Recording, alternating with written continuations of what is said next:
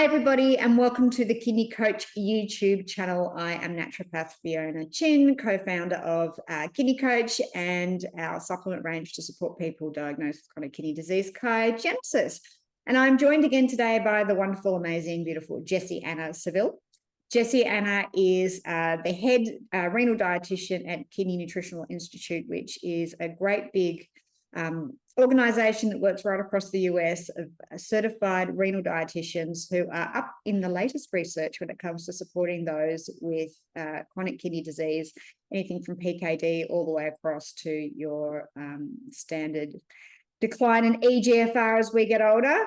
But Jessianna is a pioneer in all of this sort of stuff. She lectures all around the US and helps train other renal dietitians. And she is a regular on our YouTube channel. So if you haven't listened to anything that Jessianna has done before, please go back and look at some previous videos. Jess, thank you again for joining me. I always love connecting with you.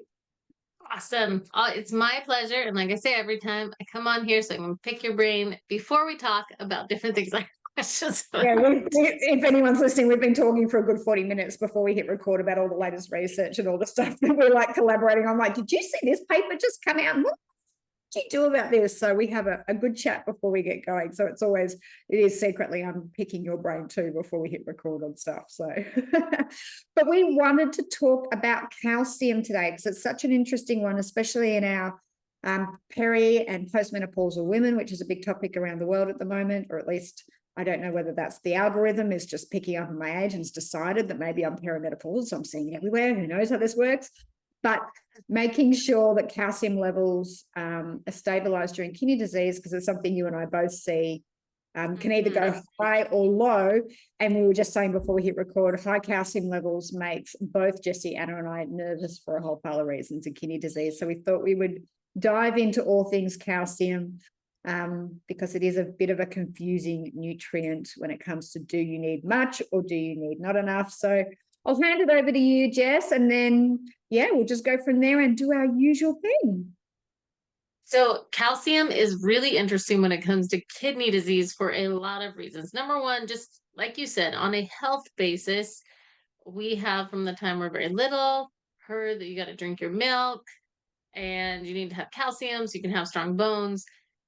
For a lot of people, when they get diagnosed with kidney disease, they're moving towards plant-based diets, and now they're wondering, like, how do I get calcium? As a clinician, I will tell you the number one nutrient that I see low for most people once we've done all of our different work. So this is after working with us is calcium. Calcium is still the one that I'm like, oh, we're not quite at like goal levels for you. And it's really a struggle because I'm nervous about supplementing with a supplemental calcium because of some of the research on how that gets metabolized and put in our vascular system. So I tend to really hone in on food sources, but it's tricky.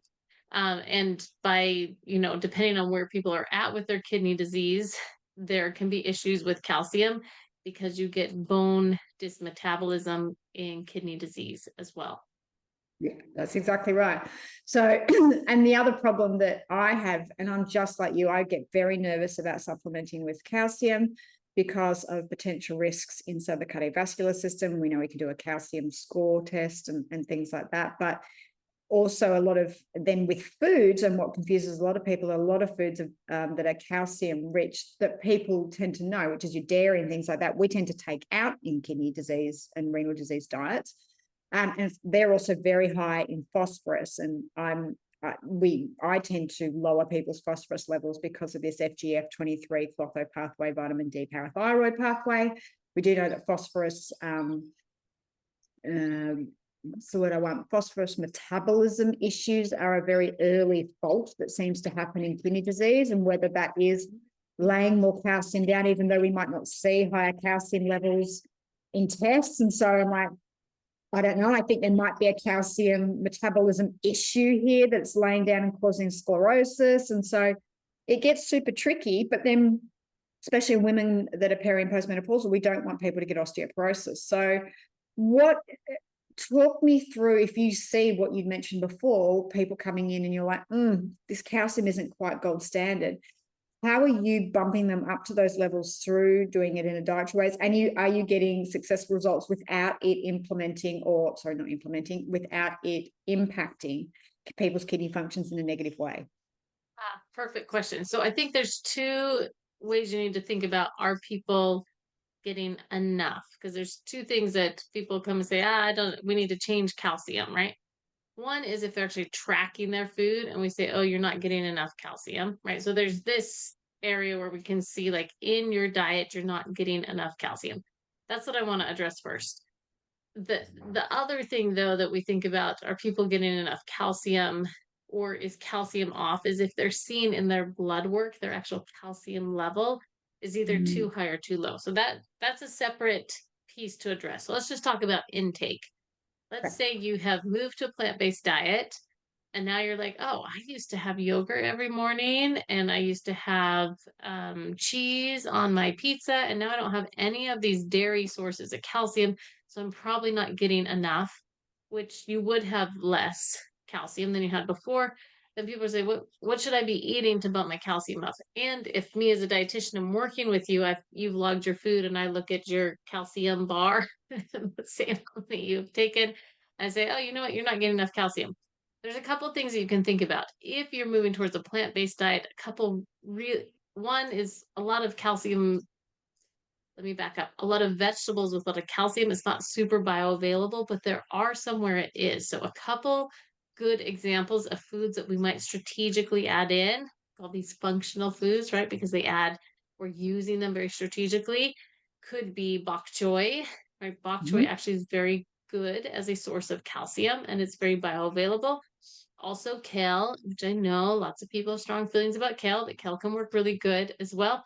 And then one you were just sharing with me about, Fiona, is tahini, right? Tahini or Mm, sesame seed, another really good plant source for calcium that's highly bioavailable. So, and those are three that I kind of pick to right away as far as, like, do you like these? And can we add these in on a regular basis?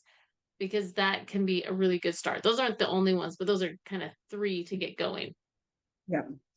Yeah, no, they're the ones I tend to use as well. So, okay, so we've got our plant-based ones to get in. And have you found that when you implement them and then you go back and you either track through, say, a chronometer or, the calcium bar, and then bloods, are you seeing calcium levels then get into ranges where you're happy? Well, so this is the other tricky thing is that we don't actually 100% know what that range is, right? On a, like, Yes. American diet, a Western society diet, the goal for women is somewhere between like 1,000 to 1,200 milligrams a day, Yeah. especially if they are perimenopausal, postmenopausal. That's a lot of calcium. It's like four Yeah. glasses of milk, right? Yeah. I My people generally, to be honest, are running around 500. Most of the time, it's around 300 milligrams a day, and I'm like, we're not even 50% there. And that, again, that worries me. Like, we need to at least get you up to like 500, Mm, 600 milligrams. Let's just get more in there because you don't have enough. The thing to think about, though, is that with calcium and with bone health is not just about calcium. So when I'm looking at the minerals overall, I'm also thinking, do we have all the other cofactors for that calcium to get into the bones? That's number one. Number mhm. two is that if your diet is more alkaline, you may not need all of that calcium either. Again, like, we talk about alkaline diets all the time, but if your diet's more alkaline, uh, you are going to be able to absorb and utilize the calcium that you intake much more effectively. So Yeah. that's the other thing I think. So it's like, I don't actually, we really don't know exactly what that target is. So for me, I say, where's people's intake? Can we increase it without a supplement up to, a higher level than 200 milligrams, which doesn't seem like quite enough to me. But then, even more than that, I like to look at what are the other factors that would be important just for bone health and especially for women. And are we supporting those? And there's a lot of pieces there also that can fall out. Protein, I mean, there's another conversation, right? Amount of protein you have, weight bearing exercises. I mean, those all are going to matter as well. Yeah, absolutely. And I think I think some of the things that, well, at least I see in kidney disease, and tell me if you see them or different things, is we know vitamin D plays a really critical role. So, the huge percentage of my chronic kidney disease patients have at some stage, they may come in and they may be supplementing, have been vitamin D deficient. And you probably know my stance on this. I believe vitamin D deficiency at some stage, if you've got the genes and the VDR genes, they're called TAC genes, TAQ, or the VDR fork genes. If you've got those and you've had low vitamin D, at some stage, vitamin D, calcium works very closely together through the parathyroid. We know that whole pathway tends to go out. And I think chronic long-term vitamin D deficiency for a subset population is the trigger for chronic kidney disease. So I see that as a big part, and often getting vitamin D up, calcium seems to restore itself. I don't eat any calcium particular foods apart from my green leafy vegetables and things like bok choy, as you said, and maybe a bit of tahini, and my calcium levels in blood work are always spot on. So there's that. There's all the things that you mentioned about cofactors, so magnesium, boron, zinc, all of those things, vitamin D, all of those play a massive role for, and that's more about bone mineralization. And then the other point that I want to make, which is a big point in kidney disease, is acidity or high acid diets, which again, we generally see our people with chronic kidney disease have had a history of that before they've moved to an alkaline diet, which generally has to be more plant-based, is that high acid diets, the way the body neutralizes the acidity is it pulls calcium from the bones. So then what we may see is excessive calcium in the urine, which the kidneys then have to filter. So we know high acid diets potentially is then pulling more calcium that the kidneys, it may be going through there and damaging blood vessels. I'd have to go and look into that, but that makes sense to me because we know calcium will lay itself into the blood vessel walls, and that's part of the atherosclerotic pathway.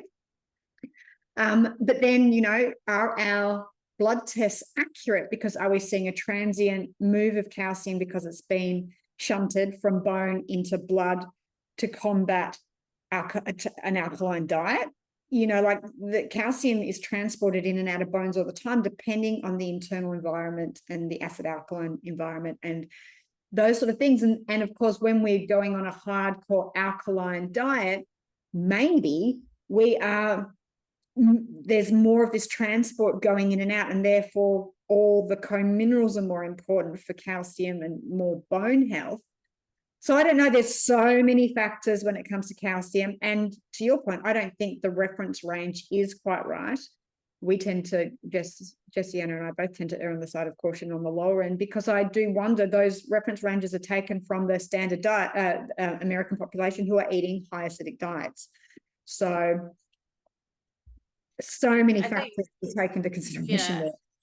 Yeah, and I think for a patient, if you're like, okay, so what do I do, right? Like, should I eat more calcium, not eat more calcium? What I would say is, number one, a calcium supplement is not ideal. I wouldn't push to adding a bunch of calcium supplements because of just because you think you're not eating enough calcium. I would work on a food basis. The other thing is that I wouldn't make an assumption that just because your calcium levels are normal in your blood, that everything's also going to be fine with your bones. That's the second thing that I would consider. And then the third thing I would consider is my diet alkaline overall? And really, if you can work through these, put a few strategic foods in there, you're probably going to have a lot of parameters in place. Oh, and fourth, actually, most important, what you just said, vitamin D level, right? Make sure that you have a vitamin D level. And if you're more progressed, your GFR is now hitting below 40, you should 100% have, your doctor should have tested your parathyroid hormone, because that's going to create a whole other calcium issue.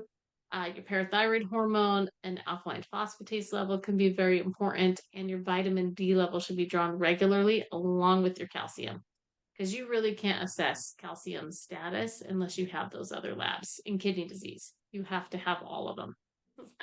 Okay, so then tell me about exercise. How much weight, when it comes to weight bearing exercise, how much do you put an emphasis on that as well for when we're talking about osteoporosis, because weight bearing exercise doesn't actually increase calcium, it's going to increase bone density.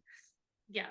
So this is a super, super good question. It's very, very common. I can think of many, many patients that have come to work with us for this exact reason is they're smart and they're savvy and they say, I know that my kidney function is not optimal for my age, but I also have heard that, and my bone mass isn't either, right? They like have these two markers and they're like, which one, for them, they're like, which one do I choose? Do I like support my bones and like, because protein's actually fairly critical for bones also. Do I support my bones or do I support my kidneys? And which one do I choose? This has been really interesting to work through the balance of these two things. For me, what it comes down to is number one, uh, exercise is always going to be helpful. Like it really is always going to be helpful. If you can add in some weight bearing exercise and build muscle, that is always going to support everything. Vascularization is going to support your bones, etc. I'm a very, very big proponent of being able to add that.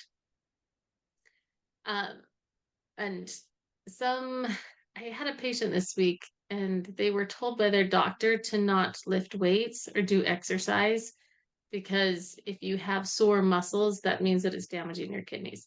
And I don't know where that came from, but that's not true. So if you've ever heard that before, that's not true. You can have sore muscles and work out really hard and don't get your labs tested the day right after, but it can still be fine.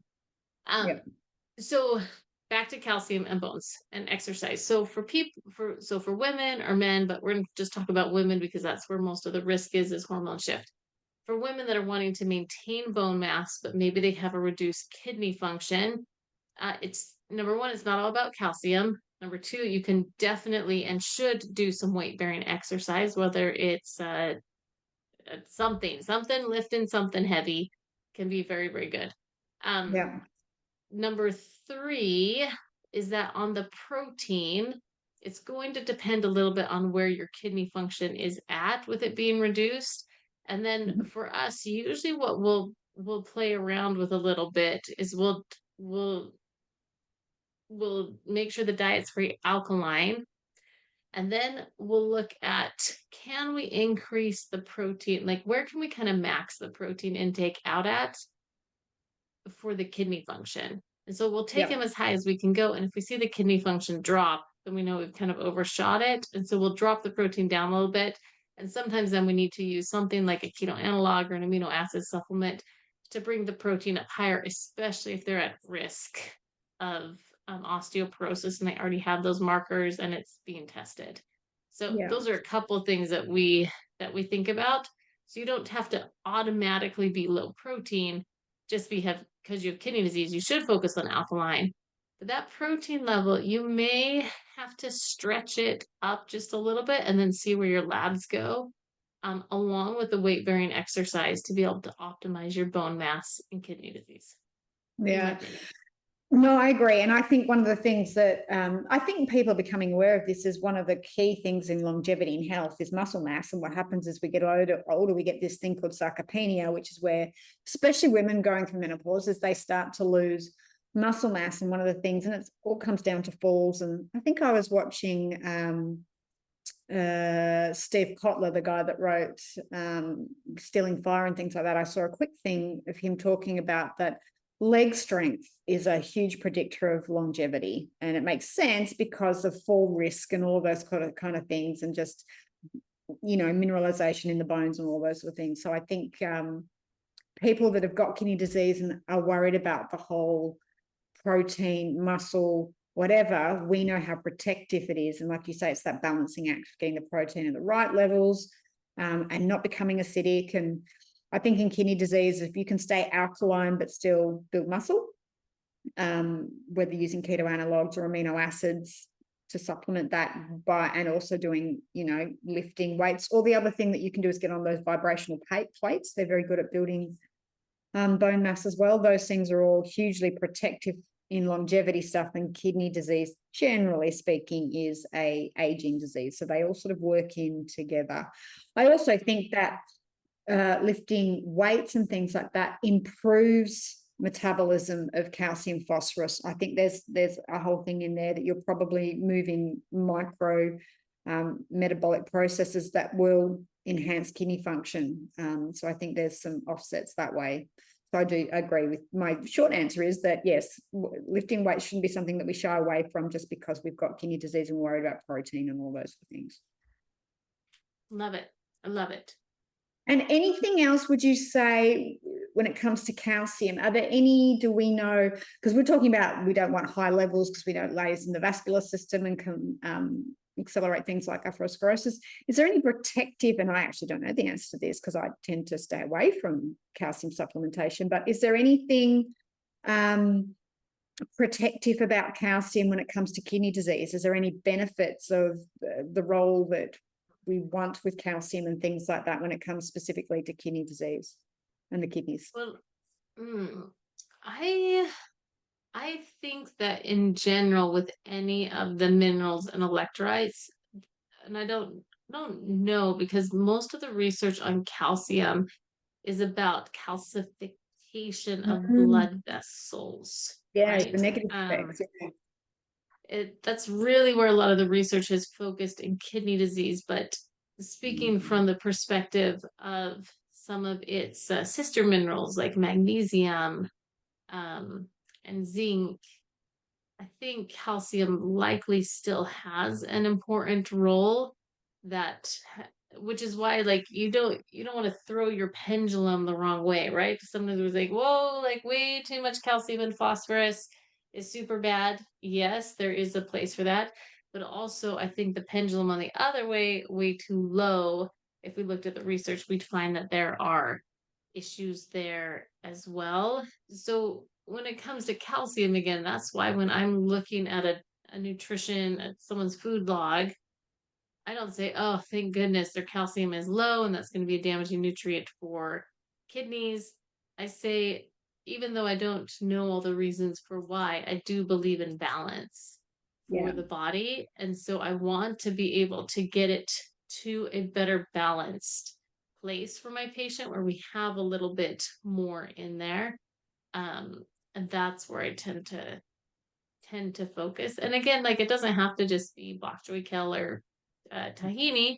You can use tofu, right? Tofu can have actually quite a bit of calcium in it. You can use, if you don't have DKD, you're not watching oxalates, you can use almonds, figs, chia seeds. I have some patients where we do have fish and some animal protein built in, and they actually super duper love sardines. Sardines are With the really bones, it's a really good source of all sorts of minerals. So we use sardines, or we'll use the bone-in salmon. Again, like the bones are in there and they're soft. You make salmon patties with it. So we use some of those. And some people do some eggs as well, which can have some calcium in it too. Perfect. And I just popped into my mind, I know cadmium is one of the biggest heavy metals that can damage kidneys, and calcium does bind them out of the system. It's one of the heavy metal binders. So it probably, has some protective roles in some of that. But yeah, I would guess so. Yeah, and you're right. Balance is always key with these things. And yeah. Okay, so I think what I've taken away from this is calcium is important. We may not need it in the big high levels that we think if you're doing an alkaline diet, because the way that acidity works, we're not losing calcium from the bones. Also, it's really important to do labs, but a comprehensive lab, because a blood level of calcium is missing information because it may be transient if it's pulling from the bones because you're acidic, or all of those sort of things. So we also need to look at parathyroid hormone, vitamin D status, and then probably all the co-minerals around it, or the supporting nutrients like zinc, magnesium, iron, and things like that, phosphorus levels. And then, of course, doing your liver function test. We'll also talk about calcium carriers. And then we also need to Make sure that we don't shy away from lifting weights if you're a post-peri or postmenopausal woman, and about osteoporosis, that we do all the cofactors around it. We can still support healthy kidneys and look at things like osteoporosis and make a shift on that without having to have this huge intake of dairy, which is high in phosphorus and it's acidic, and all the things we want to stay away from. In kidney disease, there are other things that we can do to still build healthy bones and look after our kidney function, for people out there feeling super confused about all of those sort of things. Absolutely. Love that. That was a great summary. Is there anything else you want to add about our mineral friend calcium in there before we wrap up? I don't think so, but I will, I think as a wrap up, if you've never logged your food, that'd be a great reflection point on how much calcium you actually get in. So that'd be a great thing to do. And then you can review it with the dietitian, like someone on our team, and we can kind of pick through maybe how you can improve your mineral status overall, especially if you're worried about your bones, along with your kidneys, and you're dealing with both issues. Yeah, that sounds great. Well, if anyone wants to reach out to Jessianna and her team, I'll put the link in below, but it's Kidney Nutritional or KNI, kidneynutritionalinstitute.org. If you go and Google KNI, renal dietitians, it'll all come up. You'll see there's some free resources there. They've got some really great stuff like that. But then if you're in the US and you have insurance, it'll all go through that way. But if you're anywhere in the world, the wonders of telehealth and those sort of great things, the team and Jessianna and her team can support you. So I'll put those links in below. If you want to know more about what we do, head to www.kidneycoach.com. You'll also find us under the same name on Facebook and Instagram. Make sure you hit like and subscribe. That way you will get notified anytime we put up more information. And if there's any questions that you would like Jessianna and I to discuss, put them in the comments below and we can add it to our list of podcasts to do. Jessianna, as always, thank you so much for your knowledge. And everyone listening, thank you for being part of our community. We look forward to seeing you next time. Okay, thank you.